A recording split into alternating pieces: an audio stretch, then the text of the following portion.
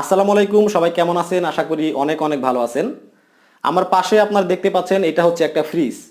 আপনারা সবাই জানেন একটি পরিবারের জন্য একটা ফ্রিজ কিন্তু খুবই দরকারি একটি জিনিস। কিন্তু এই দরকারি জিনিসটি কেনার সময় অনেকেই কোনো কিছু না দেখে সরাসরি একটি শোরুম থেকে ফ্রিজ কিনে আনেন, এবং ফ্রিজ কিনে আনার কিছুদিন পরে দেখা যায় ফ্রিজটা নষ্ট হয়ে যায়। আমি পেশায় একজন ইঞ্জিনিয়ার এবং একটা ফ্রিজ কোম্পানিতে 5 বছর ছিলাম। তো আজকের এই ভিডিওতে আমি কিছু জিনিস আপনাদেরকে দেখাবো। একটা ফ্রিজ কেনার সময় এই জিনিসগুলো যদি আপনারা দেখে কিনেন, তাহলে আপনারা ভালো মানের একটা ফ্রিজ কিনতে পারবেন এবং ফ্রিজ কিনে ঠকবেন না। তো চলুন শুরু করি। আপনারা যখন বাজারে ফ্রিজ কিনতে যাবেন, তখন সর্বপ্রথম আপনারা ফ্রিজের গায়ে এই লেখাটা খেয়াল করবেন। লেখা থাকবে R600A। এটা হচ্ছে গ্যাস। অনেক ফ্রিজের গায়ে লেখা থাকে R134A।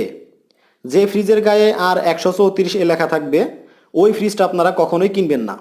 আর যে ফ্রিজের গায়ে এই লেখাটা থাকবে, আপনারা সেই ফ্রিজটি কিনবেন। কারণ যে ফ্রিজের গায়ে R134A লেখা থাকে, ওইটা হচ্ছে অনেক পুরাতন গ্যাস এবং সেই গ্যাসটা অনেক ভারী, এবং ওই গ্যাস যে ফ্রিজে ব্যবহার করা হয়, সেই ফ্রিজটা ঠান্ডা হতে অনেক সময় বেশি লাগে। আর যে ফ্রিজে R600A এই গ্যাসটা ব্যবহার করা হয়, ওই ফ্রিজটা ঠান্ডা হতে অনেক কম সময় লাগে। সেই কারণে বিদ্যুৎ খরচ কম হয় এবং কারেন্ট বিলটা অনেক কম আসে। যেমন এইখানে দেখেন লেখা আছে বিদ্যুৎ সাশ্রয়ী, পরিবেশ বান্ধব। ঠিক আছে, যেই ফ্রিজের মধ্যে এই গ্যাসটা ব্যবহার করা হবে, সেই ফ্রিজে কারেন্ট বিলটা অনেক কম আসবে। এই জন্যে আপনারা যখন ফ্রিজ কিনতে যাবেন, আপনারা অবশ্যই এই লেখাটা ফ্রিজের গায়ে লেখা আছে কিনা অবশ্যই আপনারা এই লেখাটা দেখে কিনবেন। এরপর যে জিনিসটি আপনারা দেখে কিনবেন, সেটা হচ্ছে কনডেন্সার পাইপ। ফ্রিজে দুই ধরনের কনডেন্সার পাইপ ব্যবহার করা হয়। একটা হচ্ছে কপার কনডেন্সার, আর একটা হচ্ছে আপনার স্টিলের কনডেন্সার। যে ফ্রিজে কপার কনডেন্সার ব্যবহার করা হয়, সেই ফ্রিজটা খুব তাড়াতাড়ি ঠান্ডা হয় এবং কারেন্ট বিলটাও অনেক কম আসে। কপার কনডেন্সারে সহজে মরিচা ধরে না, তাই লিক হয় না। আর এমএস কনডেন্সার কপার কনডেন্সারের তুলনায় মরিচা ধরে এবং লিক হওয়ার সম্ভাবনা বেশি থাকে। সেই কারণে আপনারা ফ্রিজ কেনার সময় অবশ্যই কপার কনডেন্সার দেখে তারপরে ফ্রিজটা কিনবেন। এখন আপনাদের প্রশ্ন আসতে পারে যে কপার কনডেন্সার এবং স্টিলের কনডেন্সার কিভাবে চিনব। অবশ্যই আমি আপনাদেরকে দেখিয়ে দিচ্ছি। আপনারা দেখতে পাচ্ছেন এখানে সাদা রঙের একটা পাইপ আছে, এটা কিন্তু স্টিলের কনডেন্সার। আর এইটা দেখতে পাচ্ছেন, এইটা কিন্তু আপনার কপার কপার পাইপ, তাই না? এটা কপার টিউব। এখন যে ফ্রিজের এই যে সাদা কালারের যে কনডেন্সার পাইপটা দেখতেছেন, এই সাদা কালার থাকবে না, এই রকম কালারে থাকবে এই পাইপটা। তার মানে কনডেন্সার পাইপটা এইরকম কপারের মতো থাকবে, মানে কপারে থাকবে, এরকম কালারে থাকবে। তখন আপনারা বুঝতে পারবেন যে সেই ফ্রিজে কপার কনডেন্সার ব্যবহার করা হয়েছে। আর যদি এরকম সাদা কালারে থাকে, আপনারা দেখতেছেন এরকম যদি থাকে, তাহলে বুঝবেন আপনারা স্টিলের কনডেন্সার ব্যবহার করা হয়েছে। এই পাশে আপনারা দেখবেন সাদা কালারের পাইপ, আর এই পাশে আপনারা দেখবেন এখানেও কিন্তু এই সাদা সাদা রঙের পাইপ ব্যবহার করা হয়েছে। আপনারা যে ফ্রিজে এইরকম দেখবেন, আপনারা তখনই বুঝতে পারবেন যে এই ফ্রিজে স্টিলের পাইপ ব্যবহার করা হয়েছে, কপার পাইপ ব্যবহার করা হয় নাই। তো যাই হোক, সব কোম্পানির ফ্রিজেই মোটামুটি কপারের পাইপ ব্যবহার করা হয়, আবার স্টিলের পাইপ ব্যবহার করা হয়। তবে যে ফ্রিজে কপারের পাইপটা ব্যবহার করা হবে, সেই ফ্রিজের দামটা কিন্তু একটু বেশি হবে। তো অবশ্যই আপনারা একটু দাম বেশি দিয়ে কপার কনডেন্সার যে ফ্রিজে ব্যবহার করা হয়েছে, ওই ফ্রিজটা কেনার চেষ্টা করবেন। এরপরে যে জিনিসটি আপনারা দেখে কিনবেন, আমি আপনাদেরকে দেখাচ্ছি। আপনারা এখানে খেয়াল করুন, এখানে দেখেন একটা দরজার মধ্যে যে সাদা যে প্লাস্টিকটা আছে, এই প্লাস্টিকের মধ্যে এরকম একটা চিহ্ন দেওয়া আছে। ঠিক আছে, তো এই চিহ্নটা আপনারা অবশ্যই দেখে কিনবেন। এইটার মানে হচ্ছে, এটা হচ্ছে ফুড গ্রেড প্লাস্টিক। তো অনেক ফ্রিজের প্লাস্টিক আসলে লোকাল প্লাস্টিক ব্যবহার করা হয়। প্লাস্টিকটা এই যে সাদা যে প্লাস্টিকটা দেখতে পাচ্ছেন আপনারা, অনেক ফ্রিজের ব্যবহার করা হয় হচ্ছে নর্মাল প্লাস্টিক। এবং ওই প্লাস্টিকে যখন আপনারা ফ্রিজটা চালাবেন, খাবার দাবার যখন ফ্রিজের মধ্যে রাখবেন, তখন কিন্তু সেই খাবারটা এই প্লাস্টিক থেকে গন্ধ আসে। সেই এই যে প্লাস্টিকের যে গন্ধটা আছে, সেটা খাবারের সাথে মিশে যায় এবং খাবারগুলো কিন্তু কিছুটা গন্ধ করে। হ্যাঁ, গন্ধ লাগে। তো এই যে যে জিনিসটা আপনাদেরকে আমি দেখালাম, এই যে জিনিসটা, আপনারা ফ্রিজ কেনার সময় অবশ্যই এই চিহ্নটা দেখে কিনবেন। এটা হচ্ছে ফুড গ্রেড প্লাস্টিক, মানে ভালো মানের প্লাস্টিক। এটার মধ্যে খাবার রাখলে, এই ধরনের প্লাস্টিক দিয়ে যে ফ্রিজগুলো তৈরি করা হয় ওইটার মধ্যে খাবার রাখলে আপনাদের খাবার গন্ধ হবে না, আপনাদের খাবারটা অনেক ভালো থাকবে। সেই কারণে যে চিহ্নটা আমি দেখালাম, ফ্রিজ কেনার সময় অবশ্যই আপনারা এই চিহ্নটা দেখে তারপরে ফ্রিজ কিনবেন। এরপরে যে জিনিসটি আপনারা দেখে কিনবেন সেটা হচ্ছে কম্প্রেসর। আপনারা ফ্রিজের পিছনে খেয়াল করবেন এরকম কালো ধরনের একটা মেশিন থাকে। এই মেশিনটাকে বলা হয় কম্প্রেসর মেশিন। এই কম্প্রেসর মেশিনের ভিতরে এক ধরনের কয়েল থাকে। এটা দুই ধরনের হয়ে থাকে, একটা হচ্ছে কপার কয়েল থাকে আর একটা হচ্ছে অ্যালুমিনিয়াম কয়েল থাকে। তো যে কম্প্রেসরের মধ্যে অ্যালুমিনিয়ামের যে কয়েলটা আছে, সেই অ্যালুমিনিয়াম যেটার মধ্যে ব্যবহার করা হয়, অ্যালুমিনিয়াম কয়েল থাকলে সেই কয়েলটা কেটে যাওয়ার সম্ভাবনা আছে এবং ওই কম্প্রেসরটা পুড়ে যাওয়ার সম্ভাবনা বেশি থাকে।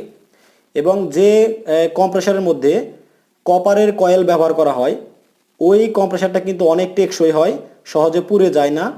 সেই জন্যে আপনারা অবশ্যই যখন ফ্রিজ কিনতে যাবেন তখন এই কম্প্রেসরের মধ্যে কোন ধরনের কয়েল ব্যবহার করা হয়েছে এই বিষয়টা আপনারা অবশ্যই দেখে কিনবেন।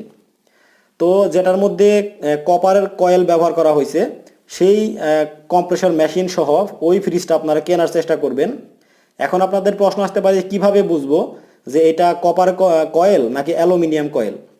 এটা বুঝতে হলে এই ফ্রিজের যে স্পেসিফিকেশন যে বইটা আছে সেই বইয়ের মধ্যে লেখা আছে যে এই কম্প্রেসরটা কোন কয়েল দিয়ে তৈরি। যদি কপার কয়েলের থাকে তাহলে কপার কয়েল লেখা থাকবে, আর যদি অ্যালুমিনিয়াম কয়েল থাকে তাহলে অ্যালুমিনিয়াম কয়েলটা লেখা থাকবে। তাছাড়া আপনারা অনলাইন থেকে যে মডেলের ফ্রিজটা কিনবেন সেই মডেলের ফ্রিজ সার্চ করে দেখতে পারেন, গুগলে সার্চ করবেন, তাহলে ওই ফ্রিজের যে স্পেসিফিকেশন যে দেওয়া আছে ওই স্পেসিফিকেশনের মধ্যে কোন ধরনের কয়েল ব্যবহার করা হয়েছে কম্প্রেসরে সেটা কিন্তু স্পষ্টভাবে দেওয়া থাকবে। তো যখন আপনারা একটা ফ্রিজ কিনবেন তখন এই কম্প্রেসরের মধ্যে কোন ধরনের কয়েল ব্যবহার করা হয়েছে এই বিষয়টা অবশ্যই আপনারা দেখে কিনবেন। 5 নাম্বার যে বিষয়টি সেটা হচ্ছে ভোল্টেজ স্টেবিলাইজার। এখন ভোল্টেজ স্টেবিলাইজারের কাজটা আপনারা সবাই জানেন। আপনাদের বাসাবাড়িতে যখন বিদ্যুতের লাইনে ভোল্টেজটা আপ ডাউন করে তখন আপনার ফ্রিজের যাতে কোনো ক্ষতি না হয়, সরাসরি যাতে ভোল্টেজটা আপনার ফ্রিজে না যেতে পারে সেই কারণে ভোল্টেজ স্টেবিলাইজার ব্যবহার করা হয়। কিন্তু বর্তমানে অনেক কোম্পানি ফ্রিজের মধ্যে এমন একটা সিস্টেম করা থাকে বা ইনভার্টার লাগানো থাকে যে কারণে আপনাদের আলাদা করে ভোল্টেজ স্টেবিলাইজার কেনার প্রয়োজন হবে না। তো আপনারা যখন একটা ফ্রিজ কিনবেন তখন অবশ্যই যেখান থেকে ফ্রিজটা কিনবেন তাদের কাছে জিজ্ঞেস করবেন যে এই ফ্রিজের মধ্যে আলাদা করে ভোল্টেজ স্টেবিলাইজার ব্যবহার করার প্রয়োজন আছে কি না। তো তাছাড়াও আপনাদের অনেক কোম্পানি ফ্রিজের মধ্যে এখানে স্টিকারের মধ্যে লেখা থাকে আলাদা করে ভোল্টেজ স্টেবিলাইজার ব্যবহার করার প্রয়োজন নেই, এই লেখাটা থাকে।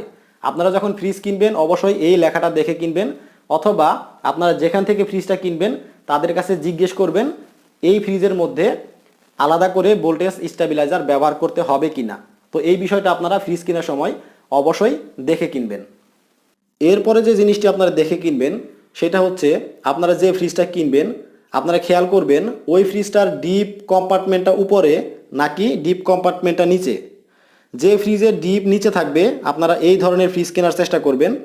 আপনাদের ডিপ কম্পার্টমেন্টটা যদি উপরে হয়, সাধারণত উপরে কিন্তু ভারী ধরনের খাবার দাবার আমরা রাখি, যেমন মাছ, মাংস এবং ইত্যাদি ধরনের যে ভারী খাবারগুলো আছে সেই খাবারগুলো কিন্তু আমরা ডিপের মধ্যে রাখি।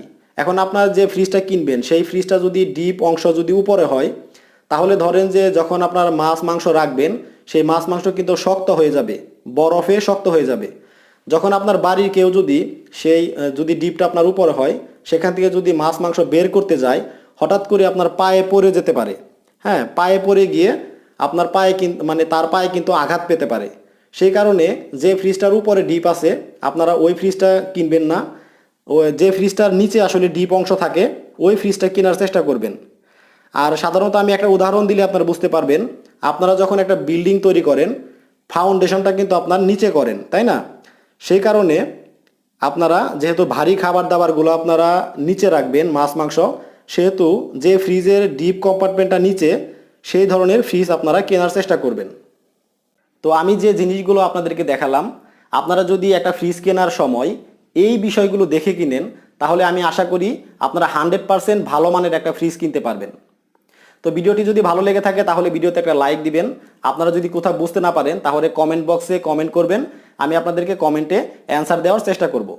তো আজকের মতো এই পর্যন্তই। সবাই ভালো থাকবেন, সুস্থ থাকবেন, সুন্দর থাকবেন। আল্লাহ হাফেজ।